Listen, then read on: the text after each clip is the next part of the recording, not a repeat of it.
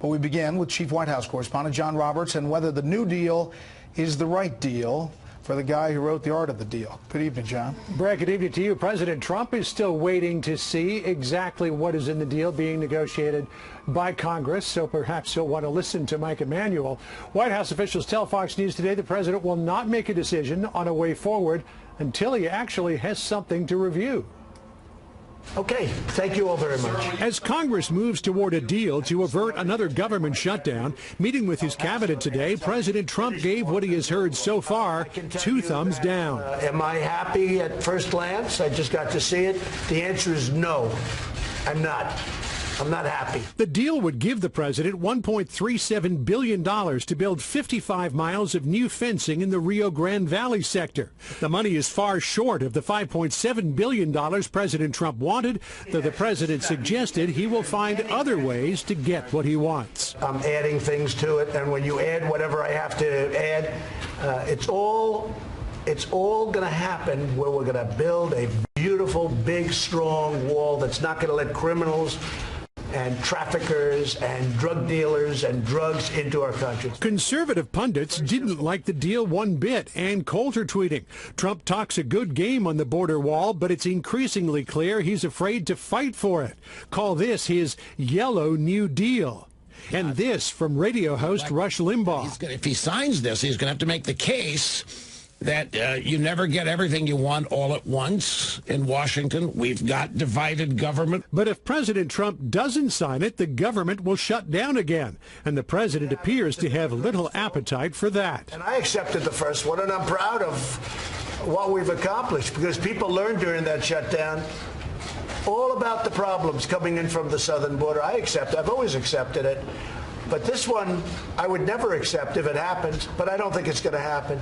But this would be totally on the Democrats. The president rallied his supporters to the cause for a border wall last night in El Paso, Texas. We're building the wall anyway. But literally across the street, a counter-rally against a wall.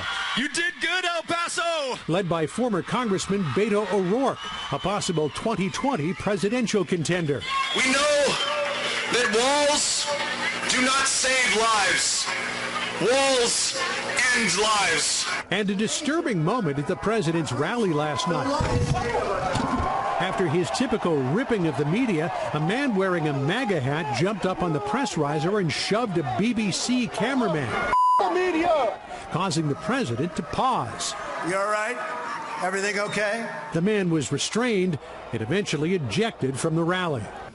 After the BBC complained about lax security for the press at the event, the press secretary, Sarah Huckabee Sanders, today released a statement saying, quote, President Trump condemns all acts of violence against any individual or group of people, including members of the press. Brett? John Roberts, live on the North Lawn. John, thanks. The government shutdown doesn't look like it's headed for a sequel. We're not out of the woods yet. Lawmakers reached a tentative bipartisan border deal last night that would provide the president with nearly $1.4 billion to build a measly 55 miles of the wall on the 2,000-mile southern border. It's far less than the $5.7 billion that he'd requested for 200 miles of walls.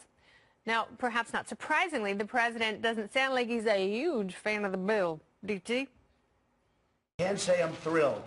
So I can tell you that, am I happy at first glance? I just got to see it. The answer is no, I'm not. I'm not happy. Look at John Bolton staring at him lovingly like a mustachioed angel. The president said he doesn't expect another shutdown. He's being encouraged to sign the bill by Minority Leader Chuck Schumer. And, of course, Senate Majority Leader Mitch McConnell, who called it a pretty good deal.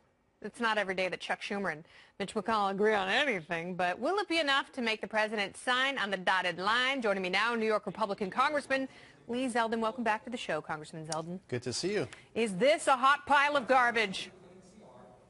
It's almost as bad as it could have been. It's good that the number came off of 0 to 1.4.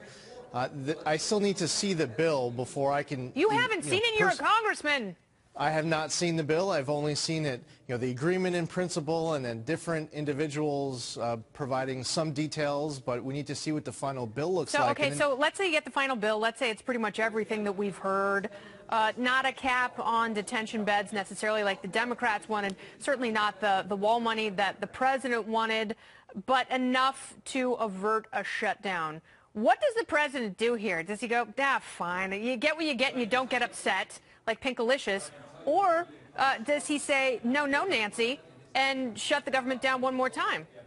I don't think so. I think from what I'm hearing from him, what I'm seeing on Twitter, and what anonymous White House sources are being quoted as in different media reporting, it seems like he's leaning towards signing it. But who knows? The president might wake up tomorrow and have a different idea after sleeping on it. What if Ann Coulter and Rush Limbaugh get mad? What happens then? Well, so one of the things that I'm waiting to see in the actual text, will the president Does the president text you? Does he? I'm sorry, not the president's text, the bill text. Yeah. Right. So but sure, I mean, maybe he might text me, but let's see. In the meantime, when we get a chance to actually read the text of the bill, what we're looking at is, will the president have the ability to take funds from another pot and reprogram it for this purpose? So I hope not. I don't want any president to have that power.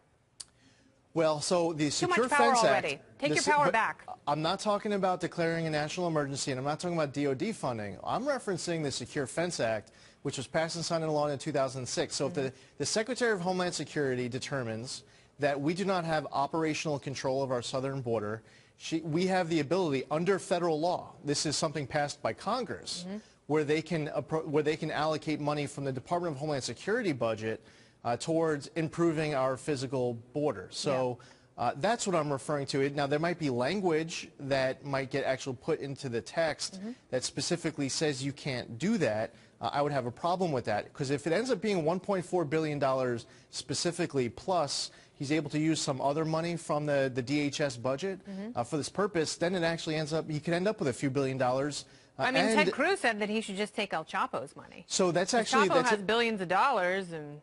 He does, and that's a real idea. I mean, I've spoken to someone who was involved in a case at the DOJ. I don't think his wife would be happy. Wives, right? They're all the properties, the assets. They're all over Mexico and all over other parts of the world. The challenge is to actually get El Chapo's assets, because they're all over the place, and getting another country to help. I want to shift a little bit to one of your colleagues who has certainly stepped in it, not only this week, but with some really offensive past tweets, and that's Congresswoman Ilhan Omar. I know you share space on the Foreign Affairs Committee. The president has called on her to resign. Do you find her very thinly veiled anti-Semitism inappropriate, and is that an offense that she should resign over? So the president said resign or be removed from the Foreign Affairs Committee. I have been calling for her to be removed from the Foreign Affairs Committee, and it's actually for many different reasons. We are talking about the anti-Semitic trope, and it's a long history of doing it. She's anti-Israel, she's pro-BDS, but she didn't just word something awkwardly. This has been an ongoing theme for her, and you can feel her active contempt for Israel. And you can add to it, she once requests leniency for ISIS fighters. She's propped up Maduro in Venezuela. Oh she should go there. She should go there and physically prop him up like weekend Nicholases. She blamed American foreign policy for the al-Shabaab attack in Kenya. I remember that. I mean, there's something to be said about blowback, and you can have an interesting philosophical discussion about our involvement in too many countries in the world, but that is not a case for moral equivalence, which is what she's arguing for, and the stereotypes that she is poisoning the ether with are unacceptable. Yeah, and it's really important to note that anti-Semitism it's all over college campuses across our country. I'm Jewish. I'm one of two Jewish Republicans in Congress. I went through kindergarten through 12th grade, college, law school, 4 years of active duty. I never once experienced anti-Semitism. But now I'm talking to 19, 20-year-olds Yeah. on Jewish campuses all across the country, and they have their personal stories. So yeah, to see it, you know, and if you look at Drudge the last couple of days, it's been on the rise in Western Europe, but it is not in the shadows. It is right there in the very open, and it is incredibly disconcerting. And this isn't a private citizen just expressing free speech. This is a publicly elected official who is constitutionally bound to uphold the laws in this country and hopefully comport herself with a bit more decency than she has been. We'll be very curious to see what happens to her on your shared committee, and if she does have a miraculous change of heart. I'm not holding my breath. Congressman Zeldin, thank you very much.